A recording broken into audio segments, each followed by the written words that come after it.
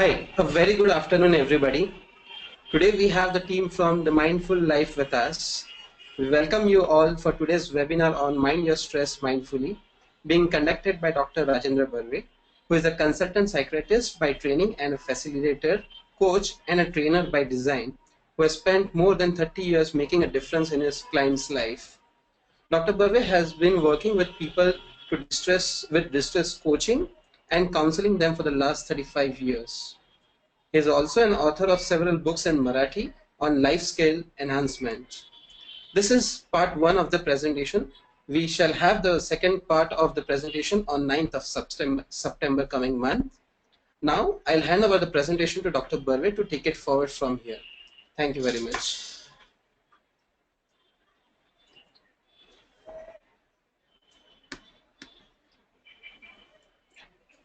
All yours.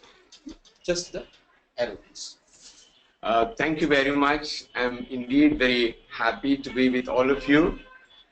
It gives me pleasure that this afternoon I'm meeting people across places, maybe across continents, and it really makes me happy that people are so mindful of their time that they decided to spend an hour on the webinar with me. We are going to have wonderful time talking about mindful life. Like, my life has been a very interesting journey for myself. I'm a psychiatrist by coach. Thing that frightens many people, but you can look at me and decide that I'm not really a frightful person at all. Apart from psychiatrist, I'm also a coach. That means I give one-on-one coaching and counseling. I'm also a human resource development trainer, and I'm an acharya in mindfulness, for mindfulness. And of course, I am a motivational speaker. You can always visit my site, www.themindfullife.com, for more information. I want to talk about mindful life. I want to talk about stress. I want to talk about mind. But I would really like to tell you about how it all started. You can see that this is how it began. We were the super apes. We slowly started using the four legs, that is the legs in front, as hands, and we slowly stood up and became Homo sapien. And then started using various kinds of weapons, the tools like the stick of a branch of a tree. Then we devised stone instruments and stone things which you can phone, and you can do things in life. And slowly we have evolved into this. But for a very long time, people didn't know where the mind really belongs. They thought mind is all about heart. Because, you know, heart is where you feel the stress first. Heart is where you put your say, oh, my name is so and so. So people thought the mind must be seated in the heart. But then they wondered what the head is doing. Is it just a face, or there's something more inside the head? And we must really congratulate all the great fellows who took terrible risk in life, and they exhumed dead bodies late night so that they'll not be caught, and they opened the skulls of people and found brain, and they said, oh God, this is a new organ, what is it doing? And they slowly realized that the brain is the real head office of the body. And that was a very, very interesting discovery that people made. And there was a very small sized gland right at the top of the head, which they called pineal gland. They said, well, this must be the seat of the mind. And then the mind now truly became belonging to the head. Thankfully, people from the Hindi film industry don't know about this. They still think brain is not something very important. What is really important is the heart. So if you listen to all the songs, the most popular songs in Hindi films, they always describe the palpitations, the heart. The heart is, I give my heart to you, I take your heart. And so many songs, so many titles of the movies are based on how heart is more important than the brain. but actually it is the brain which runs the heart. Now, when we talk about stress, and when I've shown you this slide, a very, very important thing that I must tell you. I will tell you a story which I think would interest you. The story is someone who, right in front of you, maybe the third picture, uh, that's a male there, but actually I'll tell you a story of our great race to N grandmother of everyone in the world. Her name, we have coined her name, Lucy. Now, this Lucy is a very important character from the story of stress. She comes from northern Ethiopia and she was discovered about 50 years back, and most of her body bones were preserved, and they could create a, say, 3.5 feet tall woman who lived up to middle age. They looked at the bony skeleton and realized that this woman died of the so-called old age. She was not attacked by animals. She survived. She procreated. She had several children, perhaps. And then that's why we call her the great-great-grandmother. Now, what is so special about Lucy? The special thing about Lucy is that we can date back the story of stress to Lucy. Now, Lucy was wandering in the deserts and bushy deserts of Ethiopia, and she was trying to find out, is she safe in this place? If she sees something which was moving, she has to take a very quick decision. Is this a saber-toothed tiger or is it a rabbit? Now, if it's a tiger, she has to really run away from the tiger. If it's a rabbit, she has to run towards the rabbit and catch. So only two responses she had: the tiger or the rabbit. Take a fight or take a flight, that means run away. Now, Lucy made these very quick decisions because her brain was really alert and smart. And she decided to survive. I have only two things to do: fight or flight. That is the story of flight and fight. Now, this evolved completely later on. And the story which really belonged to biology, to environment, to so many other things, suddenly became the story of biology. Now, you talk about flight and fight, then where does the stress come in? Now, the stress for Lucy was the sudden change, and she had to take that decision. Now, in modern times, there are no tigers, and we don't have to catch rabbits. But the word stress actually is borrowed from the science of metal. And I think people who belong to the field of gem jewelry, who make those beautiful ornaments and golden things which are so beautiful, they know this pretty well, perhaps more than me. And they know for sure that suddenly if you change the temperature of the molten metal, the property of the metal changes. Now, this is very true for metal, is also true for the human mind. So when external or internal environment changes suddenly or remain changed for a long time, the property of the human body and mind changes. And what is the property that changes? We are left with only these two responses, like I told you about the fight and the flight. Now understand, fight or flight, both are responses in which action is needed. As you can see, these two figures, either you are fight it out like a deer Sakshi or from the predator. Now, how will we do that? We can do that only when your body is ready for it. And the body, the brain started working so beautifully that it created two very important hormones which are best friends: adrenaline and the steroids. Now, adrenaline and steroids are fantastic survival hormones.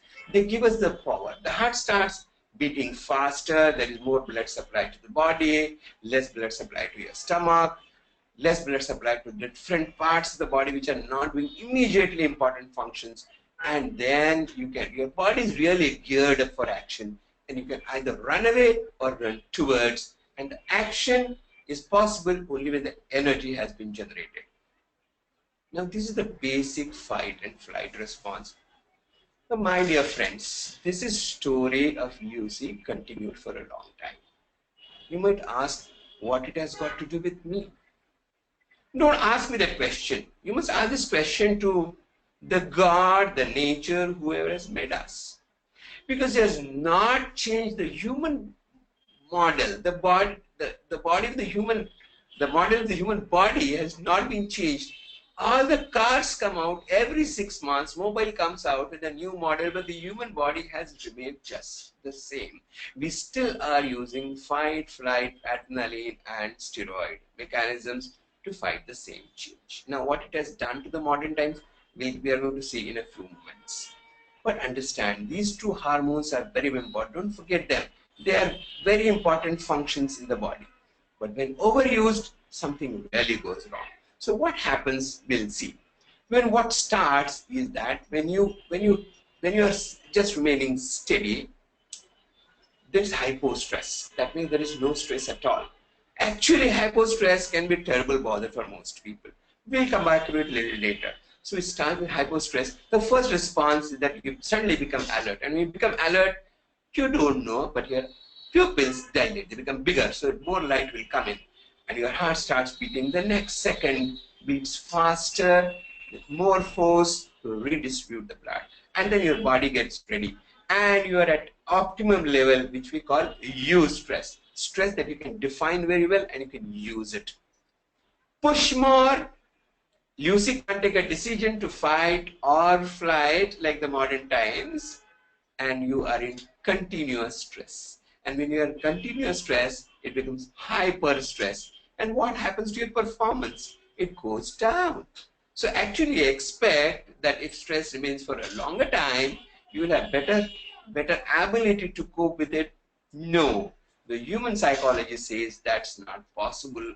The pressure will build and your responses will go. Now, this is the story of the modern times. Now, this is true for the world today. It's true for your industry, I know for sure. This is true for more industry because you have been facing chronic stress for the last few, maybe years or months. Everything that goes around comes back. It's like something went up, has come down, and you are indeed facing challenges. Like some of the people in the world are facing challenges of various kinds. Some of them are facing challenges because of the terrorists. Some of them are facing challenges with the political situation, economic situation, or the government policies, or various things which are happening, and we are into chronic stress, and the performance is going down. We are feeling low. So, next thing that happens to us is that the body really cannot cope with this. When the stress which was acute becomes chronic, new responses start coming. Now, what are these new responses? I told you about the adrenaline and the steroids. Adrenaline pumps the blood, raises the blood pressure. The steroids increase the acid in the stomach. They bring up the sugar. Now, when I tell you this, does it remind you of anything? Of course, it reminds you. It reminds you of what? Most of your friends are suffering from diabetes. They are suffering from high blood pressure. Some of them are waiting in the angiography line. Some of them have been doing bypass. And some of them put their hand on the heart and say, oh my God, how am I going to survive? Some of them all the time popping pills to control their hyperacidity. That's very familiar to you, isn't it?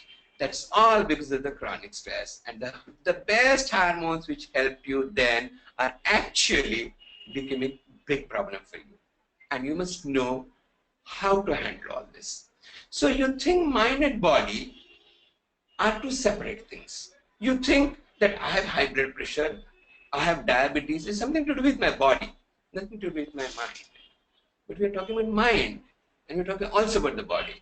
Because the mind perceives the body, like you see, the mind perceives the body. And there is each cell in the body has a mind, and there is every cell in the mind is there in every cell. Now, coming back to the story of fight and flight, you might ask me, from where do these psychosomatic disorders come in? From where do the distress come? From where does the discomfort come? And you will realize that this is coming from the third F that we are talking about. We talked about the flight, the fight, and the third F that we are talking about is called fright. When you really can't take decision, You are in a frightened state. Now, if you go back to Lucy's story, she runs towards the prey, that the rabbit, and catches the rabbit, and her problem is solved. But if there was a tiger and the tiger also runs after her, what would Lucy do? Lucy will quietly find a cave or climb a tree and sit there for a long time. What for? So that the adrenaline, the steroid will go down slowly, it will be okay, normal, she'll come down and carry on with it. Now you might ask me, where is the time to do all this? We have no time. Time is a big challenge now. That's why the responses from flight to fight have turned into fright. And the fright remains for a long time. What happens? We flock together. We simply come together and say, oh my God, I have so many problems. That's why you keep on talking about diabetes. That's why you keep on talking about high blood pressure to your friends. And you keep on telling about, oh, I got this pain in the stomach. Why? Because the fear and the flocking together is happening. This is the story of human body and mind. Now understand that we have to learn to do something about it. Now you might ask me, for whom this is particularly true? Now let me tell you another story. The story is that people started perceiving that there is really challenge to human life, say about 8 years back, maybe more. In the more developed world, they found that people who suffer a lot because of the stress, and they are not suffering, their hearts are suffering. When they realized their hearts are suffering, they wondered what is going wrong with the hearts. They started doing the electrocardiograms has recently come in. They started taking ECGs, they started doing all the blood tests, and they found out that the blood chemistry is changing. The platelets are becoming thicker, they stick to each other, the cholesterol is going up, lipid profile is changing, lots of changes taking place in the blood. But that's not true for everyone.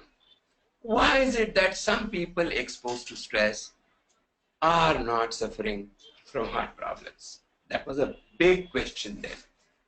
So they said there must be something very, very special about some people that they get into the troubles of having a heart problem. Now, this was being investigated somewhere in US. They wanted to check who are the more stress-prone people. And when they did that, they said we really can't put our finger on anything. So just simply worked on it. Then a day came when these two very important cardiologists, Friedman and Rosenman, they started studying this little more. And what did they study? They were wondering, who are these people who wait for us in our waiting rooms? And they found that people who are very impatient, they sit on the edge of the chair, they sit on the edges of the benches in which they were seated, and they were the impatient people. And Friedman and Rosenman realized these impatient guys are the ones who are more prone to stress. They are the ones who have high levels of steroids, high levels of blood sugar, have high blood pressure. They are the ones who are putting more pressure on their heart. They said there is something very special about these people. So they said stress is more common in people who are impatient, who are in a hurry to do things, who really have no time, who have very low frustration tolerance, who are very restless, those who want to achieve too much in too short a time. They are the ones who are more prone to stress. They call these people type A personality. You might observe type A personality. I think the best way to find type A personalities, if your building has lifts, just observe how people wait at the lift. Some of them are fretting and fuming, their legs are restless. When they are crossing the street, see how they cross the street. When they are at the signal, before the red or the green or the amber, they start honking. Type A. They are the type A people. They are the ones who get very impatient with people. If you start talking to them, they say, oh no, we know the story. They'll complete sentences for you. They are the ones who are going to interrupt you a lot. Say, now we know you are interrupting me. It's very likely that you're type A. Of course, the secret will remain with you that they are more prone to heart problems. Now, that's the discovery that was made in mid 20th century. And they said, we have to do something about it. And with this realization that only specific people are prone to stress are called type A. They said, then what is type B? Who are the people who are not prone? Fine, those who are opposite of type A, we'll call them type B. Now, what are type Bs? Surprise of the surprise, they are the ones who rather easy. They are the ones who have a laid-back lifestyle. Not that they are inactive, but they are patient. They know that the results will come. They know for sure that patience always beats. They know for sure you put in your efforts and the fruits will bear after a while. At the right time, at the right place, it will happen. They are the ones who will say, okay, there is long queue for the lift. Let me take the staircase. I'll not honk. Why should I honk? Anyway, the car is going to move. They do one thing at a time. Type A's don't do that. While driving, they're talking on the phone, they're eating their sandwich, and they're also thinking about what to do next. Multitasking, multi-skilling people. Type B will say, anyway, we'll reach, we'll do it. I had a very interesting story to tell one of my patients. Type A. He came and he was so restless that I could make out that he could hardly sit in my chair. Then I asked him, do you really sit like this all the day? He said, yes. Then I asked him a question which really gave him a jolt. He said, suppose you are flying from here to Delhi and you are sitting in the chair. Will you run in the flight so that you reach Delhi faster? You know, you might smile, but he didn't. He said, I wish I could run and take the flight faster. So I said, look, all rest of energy. If you sit, take snooze, sleep for a while, get off and do your work. You'll be fresh. Type A are never fresh, always tired, they're always running. Type B's take life easily. And you know, type B's are the one who reach the top, and type A's are the one keep on struggling. They reach a middle level and they say they really can't go much. Now, we have to understand the story of type A. Now we have understood the story of type A. We have to take it further. Well, where do you want to take it further? How do we handle all this?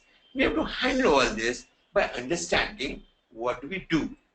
So if you want to know about stress, there are two things which I want to share with you. Number one is what not to do. And of course, I'll tell you what to do. So let's first go with type. The first one is what to do, right? Okay. What to do first? Get rid of the 5 unhealthy habits. When people are under stress, what do they say? Well, you know, late evening, I will have some pegs or let me smoke. I've been too much stressed. I want to smoke. I want to have drinks. This is a terrible life. I can't really bear it. So they smoke and drink and they just cause more harm to themselves. Because smoking and alcohol do not help your stress at all. In fact, they make it worse. But what they do is they give a temporary escape. And that escape is very addicting. That's why it's called addicting substances. Keep away. Well, second is don't keep long waking hours. What has happened in last few decades is that we have turned days into nights, nights into days. There are night shifts and there are day shifts. And people come to do night shifts, come home and sleep during day shift. All wrong according to nature. You sleep at night, work during day. So if you respect that, you will be able to sleep well. No, it's just not an old woman's tale. This is not what your grandmother told you. Of course, she told you that. But science also tells the same thing. Why? Because if you sleep well, early morning at 4 o'clock, a wonderful thing happens in your body. What your body does is body secretes an hormone called growth hormone. The growth hormone is very important. That's the hormone that gives you the freshness of the morning. That's the hormone which says, come on, let's go and do your work. But if you don't sleep well for about 5 hours, growth hormone doesn't come out. And you feel very dull in the morning. So, don't keep long waking hours. Sleep well. This bed looks so inviting. So just take good sleep, snooze, and fresh in the morning. Third thing, don't overload your brain. See, the brain is meant for doing work one task at a time, but we are multitasking and there is so much of overload on the brain. There is so many things happening around us, so many people talking, so many people giving us information. Just watch yourself when you go on surfing. You want to surf something, you put in a word, say like stress, and we'll give you millions of sites and say, well, you can read this, that. At 5 minutes, you'll forget what you started with. And your brain is overloaded with information which is mostly useless. What does the brain do about it? Just stores it, and then there is no space for good thoughts because so much of information is there. So, this information overload should be stopped. When you stop that, you'll feel much better. Special message for type A. Type A's are very interesting people, like I told you earlier. You know what we say about them? They burn their candles at both ends. And they say, wow, look, I've got a lot of light around me. But my dear fellow, if you burn the candle at both ends, it extinguishes faster. That's how the heart says, I can't do any more. So don't burn your candle at both ends. Take it very easy and burn at one end. That light is enough. It has worked for millions of years. Why should we have candle burning at both ends? We burn out. Very important thing in stress, chronic stress, that we burn out faster. And the leadership challenge is not to burn out, to sustain, to remain there, be more patient. You can't have an explosion of energy. You have to have a continuous flow of energy. And that continuous flow of energy is there with type B. And that's what the leaders are made of. How to handle critical times. And critical times, what happens, this is what you do, you burn the candle at both ends. Steady and slow and patient will really work. So type A's leadership, never burn out, always be in the focus and use minimum energy, conserve energy so that you will last longer. And the last thing, don't blame family. Come home and first thing that you see, oh my God, I'm so unhappy, I'm so pissed off, okay, I'm so angry, why there is so much of chaos? And your homemaker is at home, she's looking at you and she doesn't know what to say. She says, if you are under stress, I'm under more pressure than you. Are you aware that I'm also a human resource development manager at home? I have to look after your kids. I have to look after the housekeeping. I have to look at the sources. I have to also look out how much to be paid to whom. I have to look at the finances. I have to go to the bank. I have to keep the house clean. I have to entertain the guests. Please, my dear husband, I am more stressed than you. So don't blame your family. This is a big story of blaming family. Angry husband comes home and shouts at his wife. Poor wife, what does she do? She shouts at the children. Children are upset, so what do? They have a family dog. They scream at the dog and they say, no, you can't sleep at night, you can't sleep in our house today. And the dog is kept outside. And the dog barks all the night. And the whole building knows that Mr. So-and-so is under stress because the dog barks all the night. And everybody is under stress. So, don't blame family. They're there for you. They're your support system. Love them, reach out to them.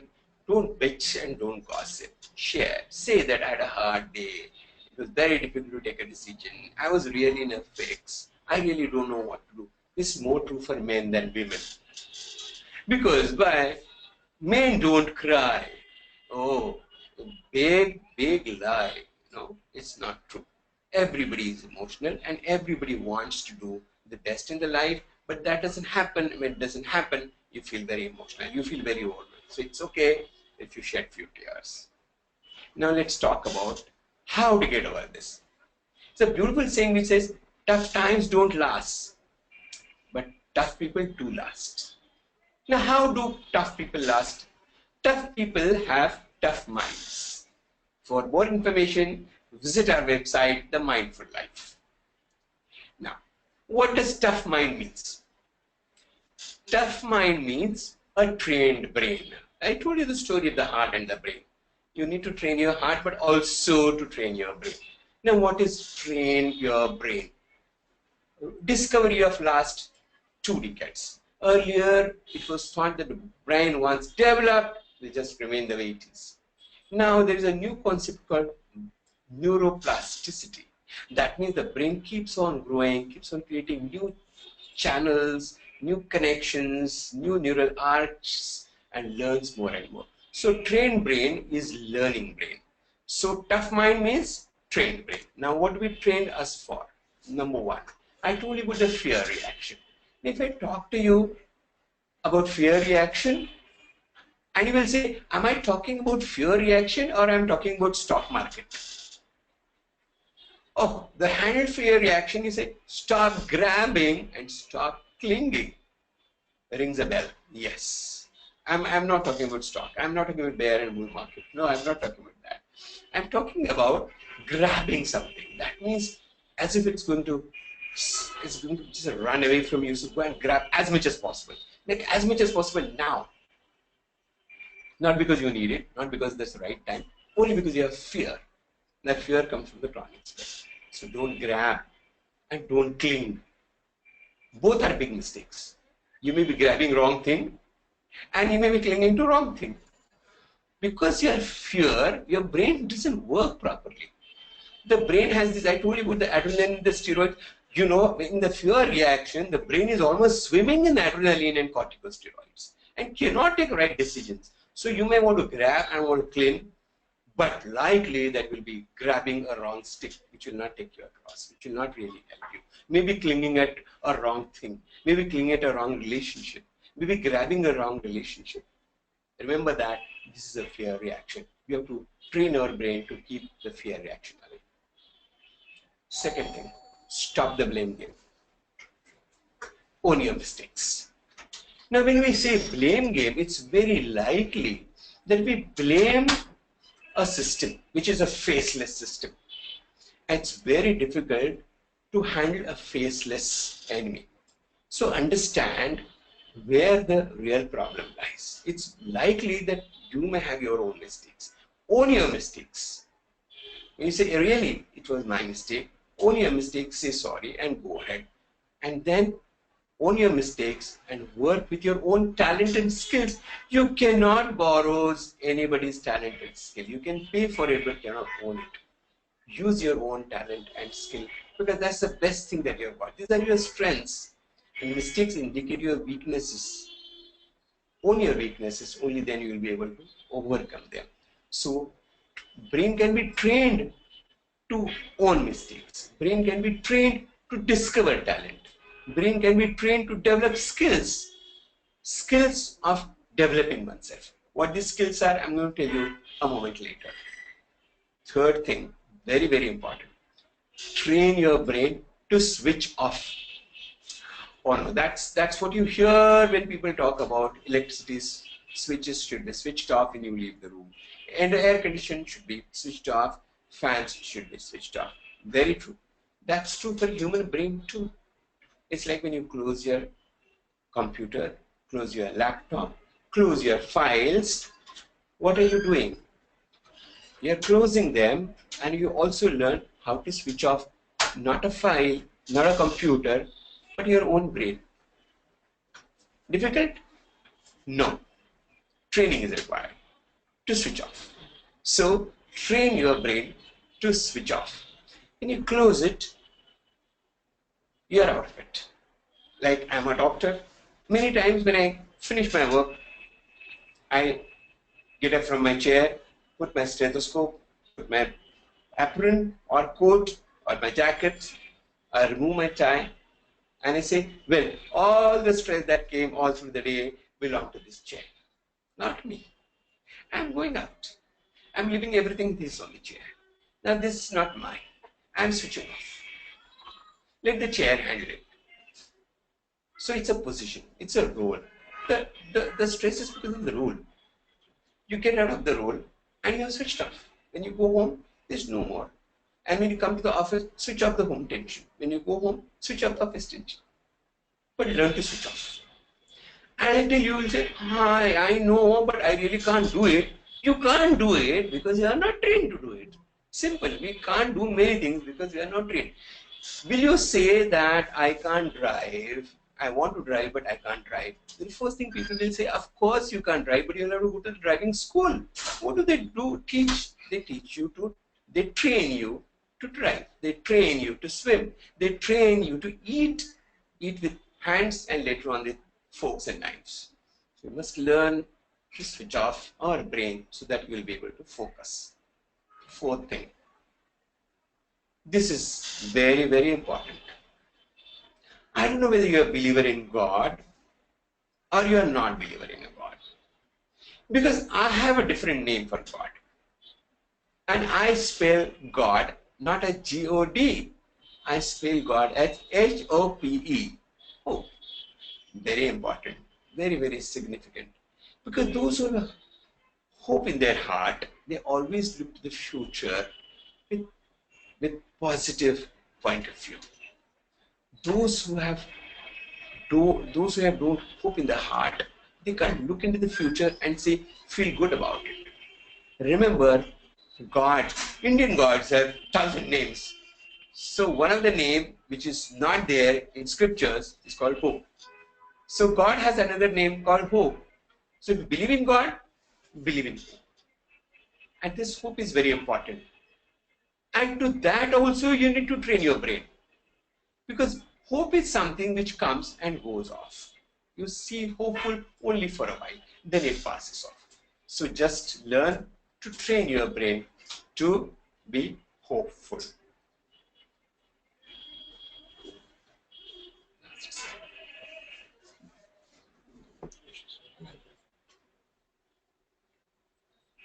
Yeah. And then lastly, train your brain to be mindful. Very important. If you ask me, the most important word that we need to work on is how to be mindful. Everything that I told you about is actually being mindful, learning to be mindful. Now you say, what is mindful? How mind can be full? What does mind contain? Mind contains everything. It contains thoughts, ideas, emotions, intentions, sensations, everything. Then how can we be mindful? What does that word really mean? Wait. Now you only type B and wait so that I talk to you about mindfulness and how we'll meet again and we'll talk about mindfulness. As my website says, it's a mindful life. Stress, no stress. Distress, eustress, stress. Only thing that can be done is being mindful. Thank you very much.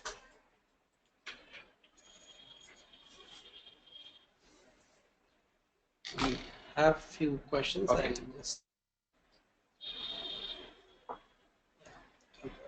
I'm so sorry. Before that, can you just change the spelling? I believe this M-I-N-D. If you had, yeah, I'll change it. No issues. Yeah. So Beautiful. okay. So there's the first question. You can read out the question from here. Okay. And Mr. Ankur Bhatia has asked, so you can see the name of the person who has asked. Okay. You want me to read out the question? Yeah, right. It should not be an issue. No issues. Yeah. Dear. Yes.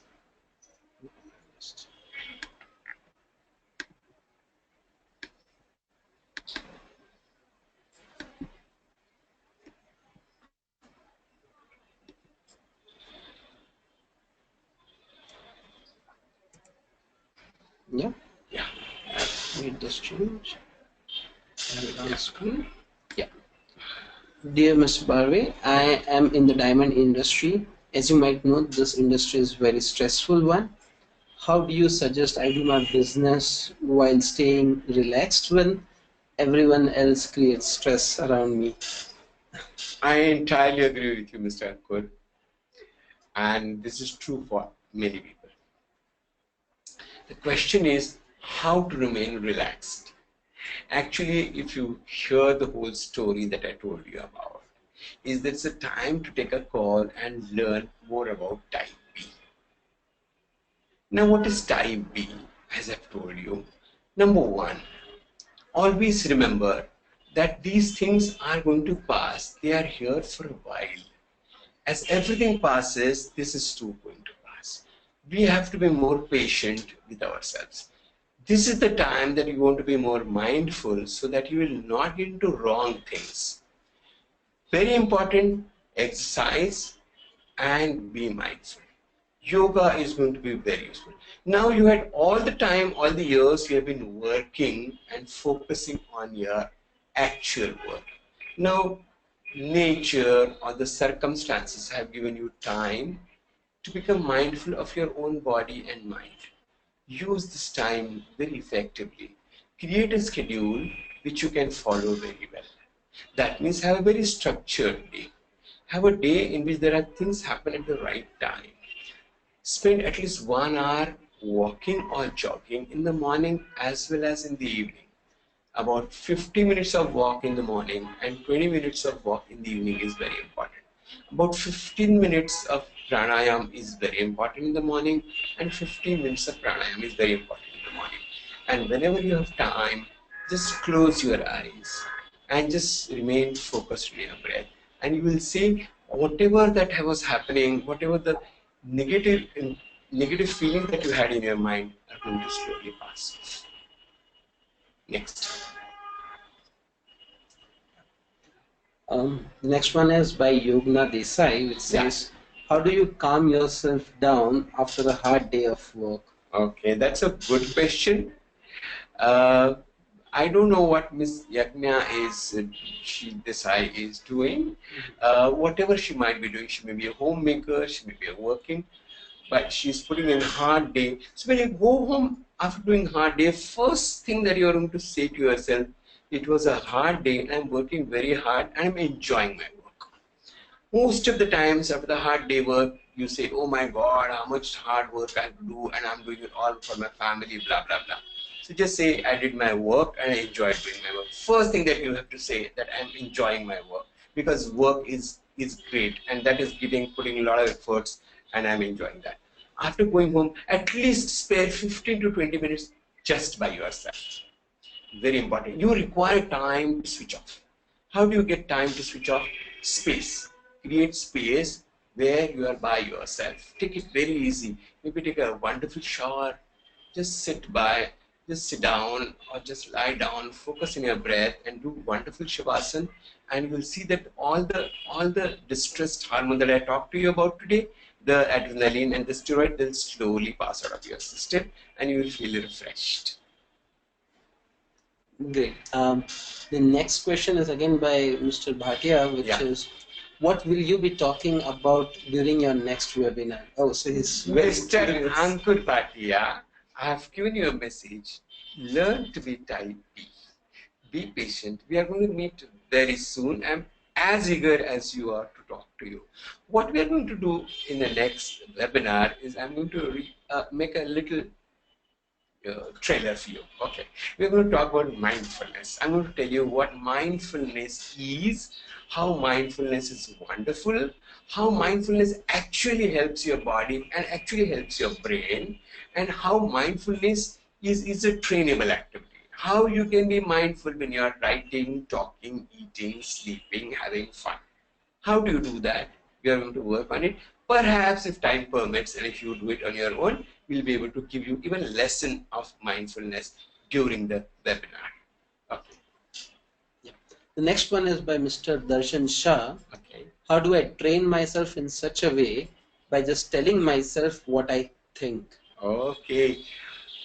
I must say, this webinar is full of people who are very curious. They're fired by what I have said because they're asking me questions which are actually for the next webinar. But I'm happy that you are asking these questions, and you put that word very well. You said, how do I train myself? Okay, training is becoming more and more aware. We are not, everything is taught in school, the spelling, the language, but nobody teaches you how to focus, how to be happy, how to do things. Nobody teaches you how to be tough-minded. Nobody teaches you how to be resilient, how to overcome your traumas in life, because most of the time that you're thinking about, maybe you're thinking about wrong things, maybe negative thoughts there in your mind, how to handle these negative thoughts, how to become tougher than what you are. So that's what we are going to talk about. The next question is by Mr. Ritesh Jain. Yeah. The question is, can I be more mindful by meditating? By meditation, yes, of course. Meditation is the very important key step in becoming mindful. That's your it's like you learn to jog and then you participate in a race. So meditating is training. The next, I think it's the same Yeah. person, Mr. Darshan Shah, and it's on what are your thoughts on does technology developments have created stress? Yeah. Has created stress in our life instead of relaxing it.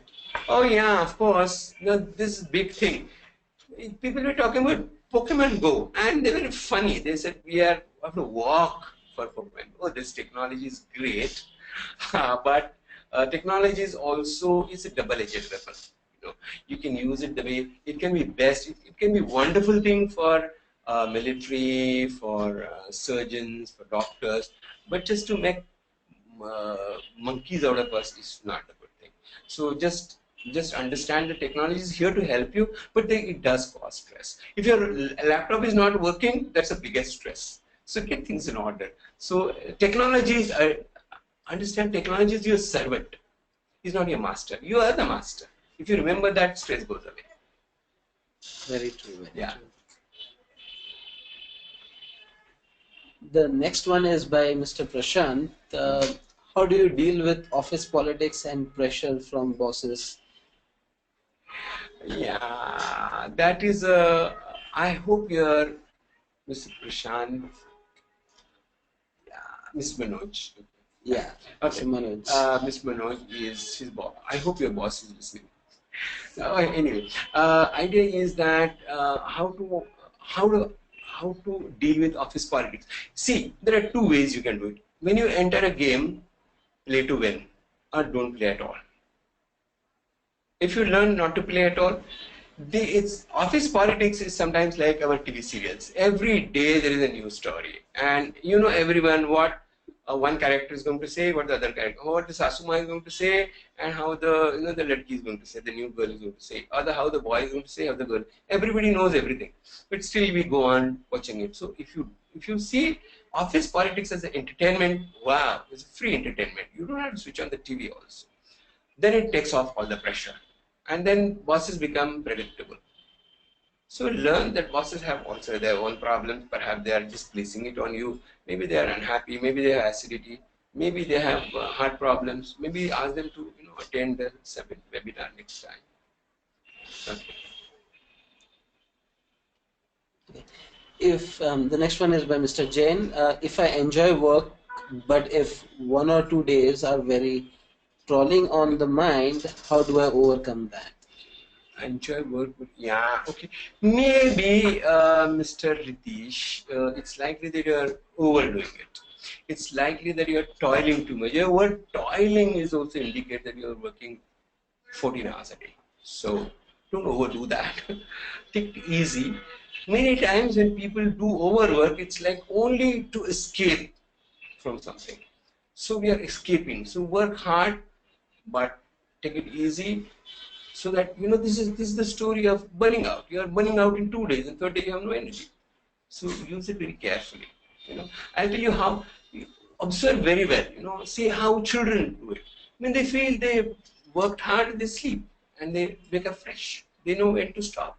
We don't know how to stop. Children know. So just observe children, and we'll see that they stop and relax. Okay, the next one is by by Benifer Paymaster. Health problems create a lot of stress, and stress creates more health problems. Yes. How does one get out of the cycle, especially when dealing with the chronic ones? Yeah. Okay. Ms. Benifer, very much for bringing this up. I'm sure that you have heard the webinar well. It's really mind-body story. Mind and body are two sides of the same coin. And when you really toughen your mind, a tough mind, skills of tough mind, skills of resilient mind really help you get over this problem. And you ask me, where do you start? I think you need to start with your own body first. Your body has gone in a disorganized state. So see what correcting measures can be taken for your body. That means if you require medical treatment, do that. If you require medical investigations, do that. Once they're over, 99% of the time the doctor will say, now Benifer, your problem is not your body but your mind. And when that happens, understand what really makes you weak, what makes you feel hold on to the trauma of life. Then you will learn how to bounce back in life. Once you bounce back in life, life is easy because you have got resilient. And when you toughen your mind, you know how to handle the best that lies within you. So tough mind, resilient mind, and then slowly it will evolve a beautiful state of mindfulness. So breaking a vicious cycle is real challenge. As I said, start with body and then talk to your mind. The next one is by Yogna Desai. Okay. How do we train our minds? Please, may you give some more thoughts on that. How do we train mind? Okay, no, it's like I'm extending my time. Okay, everything cannot be done in one go. Let me tell you. I'll give you an example. Okay, it's like you see, how do we train our body?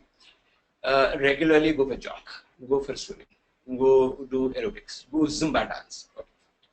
That's the way the body is trained. Similarly, mind can be trained by exercises. But the mind exercises and body exercises are different.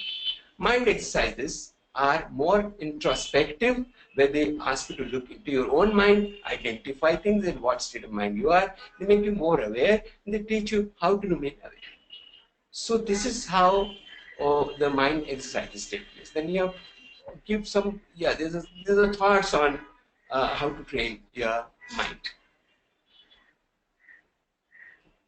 Okay. Again by the same person. Okay. As you said that meditation is good, what forms of meditation do you suggest? All meditation is good. All meditation is good. Understand now that meditation is the destination. Say, if you want to go to Delhi and if you are in a real hurry, you'll take a flight. If you are, you can take a Rajdhani Express, or you can take a slower train, or you can take slow. You can drive. It will take 5 days. So something that takes 5 days, something takes 12 hours, something takes 1.5 hours. But the destination is meditation. Say. Many people devise different ways of doing meditation. There are different ways. But some meditative techniques which I'm going to talk about, there are different kinds of meditation which really matter, which take you to mindfulness. If you ask me, method is not important. In what state you are and how to handle, how to remain in meditative state is more important than what is meditation and how to act. Nobody can remain 24/7 in meditation, not possible. But meditativeness, yes, that meditativeness is what we are going to talk about.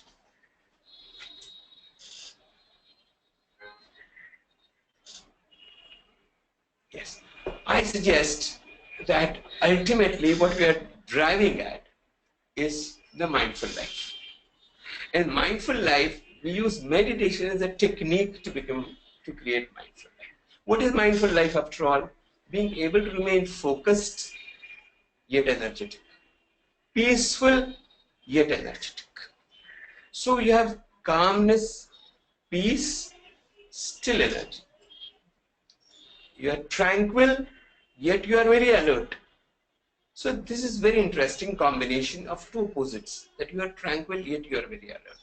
You are calm yet you are very active. So how to reach that state? That is mindful state, because then you start enjoying everything in life. and everything is a beautiful flow state, and life seems to be a wonderful journey. That's what mindful life is all about. Good. I think those are the questions Yes. that we had for today. If I can just maybe ask one more question Yes, from my please. side. Yes, please. We talked about stress and how do we train our mind of keeping away from stress or maybe de-stressing ourselves. But how do we define a stress? As in, how do I know that okay, I'm stressed out today? Okay. Maybe it's just by my action, Okay. or there are some symptoms. Okay, very good question. Uh, Again, we are starting the next session. Oh, No, I'll tell you. No, I'll tell you. I think we've got one more question there. Yeah, How yeah. do people develop continuous anxiety? But I will answer your questions. Okay. No. Yeah. The question is that you become aware. It's very interesting question that you raised, because when you find that you can't focus, likely that there is stress. If you find that your memory is challenged, it's likely that you are under stress. If you find that you are too exhausted too early in the day, it's likely that you are under stress. If you are getting irritable, very likely that you are under stress. If you have frequent headaches, very likely that you are under stress. If your body says, I want to stop, and you say, no, I just want to go on, I want to have more, it's very likely that you are under stress. If most important, Swapnil, if your spouse comes and tells you, you seem to be under stress, believe her. Ask her this question and say, how do you know? But I can see from your body language. So your body language changes, your expressions change, you don't laugh so much, you seem to be preoccupied. All these are signs of stress.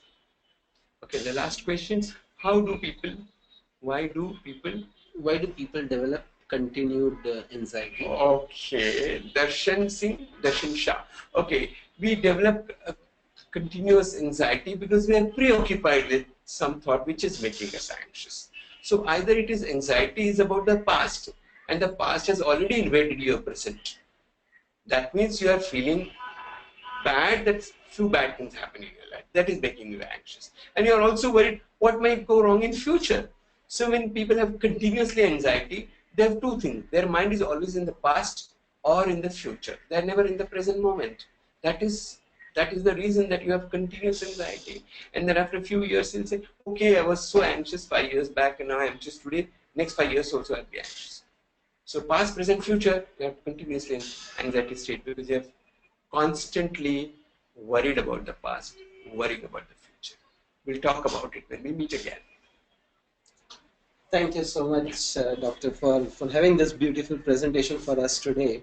On behalf of GemAtlas and the entire audience, I would like to thank the Mindful Life team and Dr. Rajendra Barve for having this beautiful presentation for us, which is very helpful in our daily life. For the entire audience, we look forward for your participation in the second round, in the second presentation, in the continued presentation of today's webinar, which is on 9th of September in the coming month at the same time from 3 p.m. to 4 p.m. Thank you everybody for being a participant today. I hope you have taken the lessons from today, and see you in the next session. Till then, thank you very much.